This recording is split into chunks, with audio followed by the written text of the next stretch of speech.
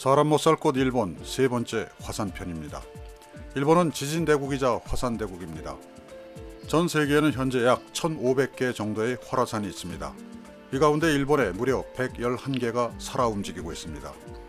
세계 활화산 전체의 7%에 불과하지만 나라의 크기에 견주면 일본은 화산대국이라 불려도 어색하지 않습니다. 일본의 100대 명산 가운데 3분의 1이 활화산입니다. 거기에 지금은 활동을 멈추고 있는 것들까지 포함하면 일본의 100대 명산 가운데 절반 이상이 언제 폭발할지 모르는 무서운 화산들입니다. 일본 기상청이 그렇게 무서운 화산들에 대해 가만히 놔둘 리 없습니다. 기상재해와 지진재해보다는 늦었지만 그들은 화산재해에 대해서도 1977년부터 고유 명칭을 붙여서 관리하고 있습니다. 기상과 지진에 비해 화산에 대한 고유 명칭 부여 작업이 늦었던 것은 아마 기상과 지진보다 화산의 피해가 적고 관리가 더 힘들었기 때문 아닐까 하는 생각이 듭니다.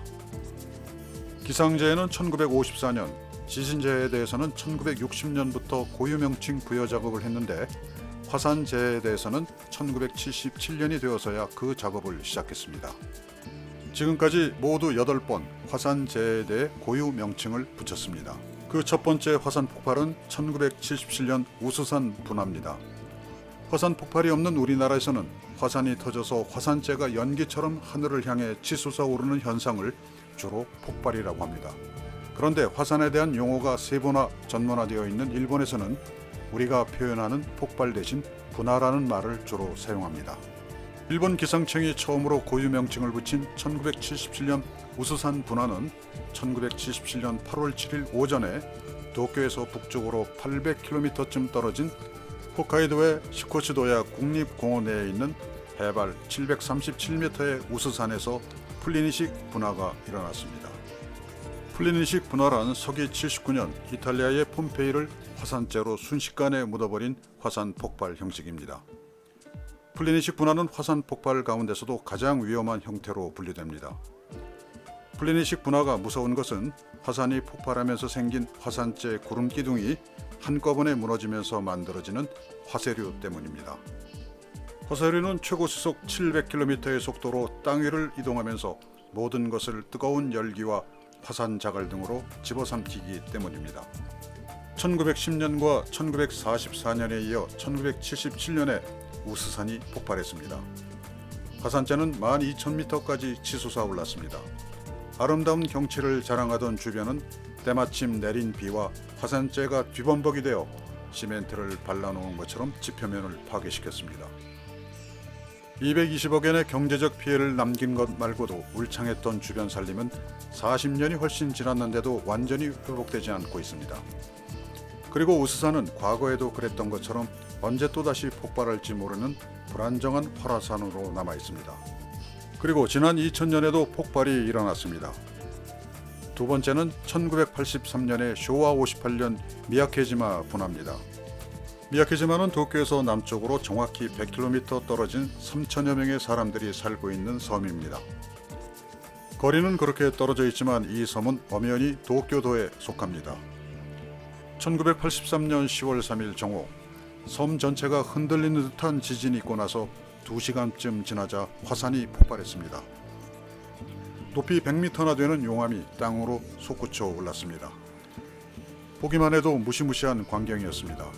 그 용암은 바닷가를 향해 내달리면서 주변의 민가들을 삽시간에 잿더미로 만들었습니다.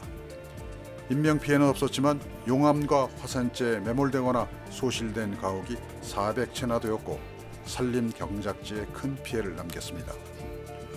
이 화산은 지금도 일본 화산 분화 예지 연락회에 의해 감시와 관측이 매우 중요한 화산으로 분류되어 있으며 일본 기상청에서도 화산 활동도 A급 판정을 받아 상시 관측 대상 화산으로 지정되어 있는 중요한 화산입니다. 도쿄 서쪽 100km 지점에는 후지산이 있고 남쪽에는 미야케지마가 있습니다. 세 번째 무서운 기록을 남긴 일본의 화산재해는 1986년 11월 15일에 쇼와 61년 이즈오시마 분화입니다. 1986년 11월 19일 직경 800m의 분화구 안쪽에 용암이 차올랐습니다. 용암을 보려고 몰려든 5천여 명의 관광객들 가까이까지 용암이 달려들었습니다. 얼마 뒤 화산 활동이 소강 상태에 접어들자 그곳 상인들은 지역 관청에 몰려가서 영업정지 상태를 풀어달라고 농성을 하기도 했습니다.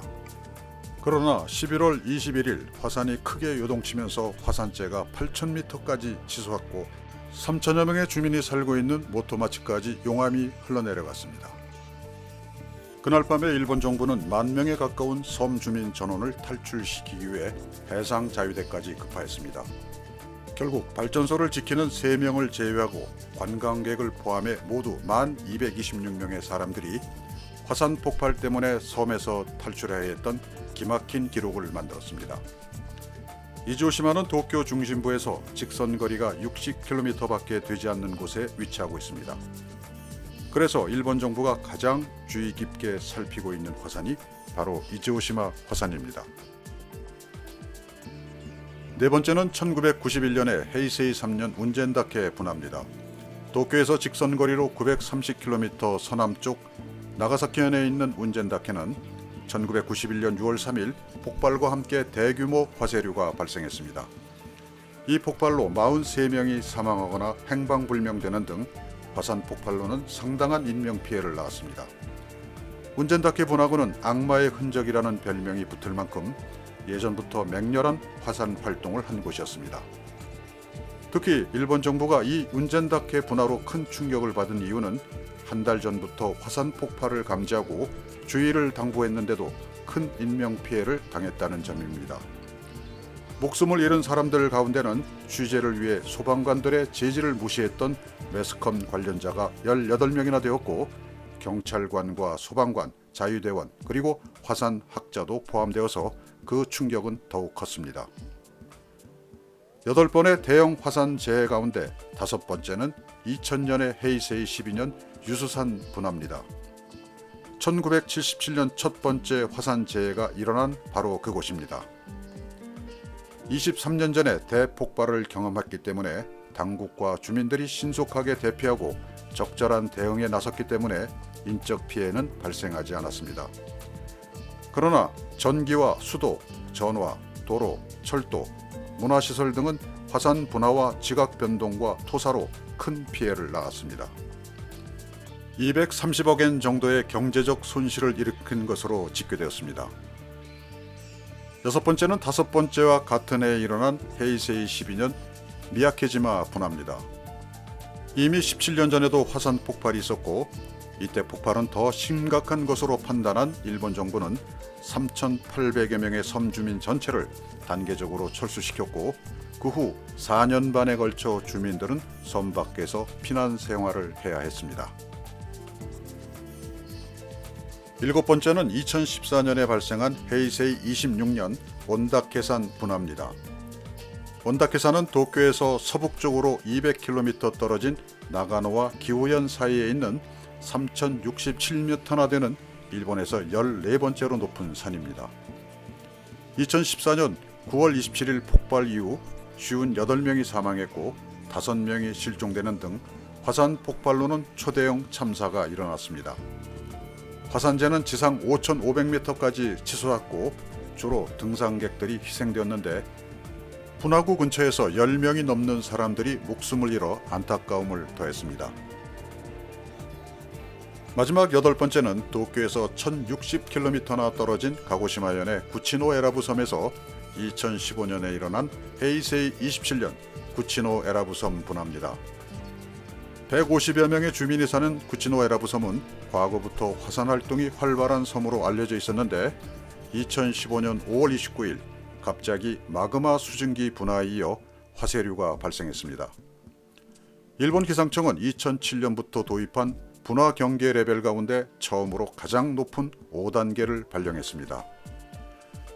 분화구에서 치솟은 화산재는 10,000m까지 올라간 대형 분화였습니다. 지금까지 일본에서 고유 명칭을 붙여 기록한 화산 폭발을 살펴보았습니다.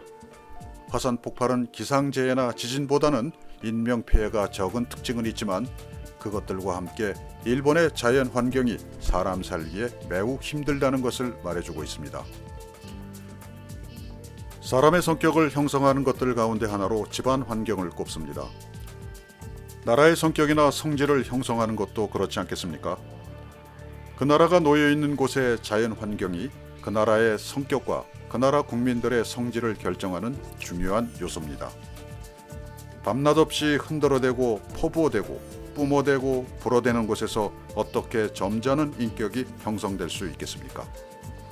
그런 스트레스와 불안함을 지우기 위해 일본인들은 우리와는 다른 뭔가 있었을 것입니다. 자연 환경이 너무 힘들면 그곳에 사는 사람들의 성격이나 그 나라의 성질이 정상적일 수 없다는 것이 오늘의 결론입니다.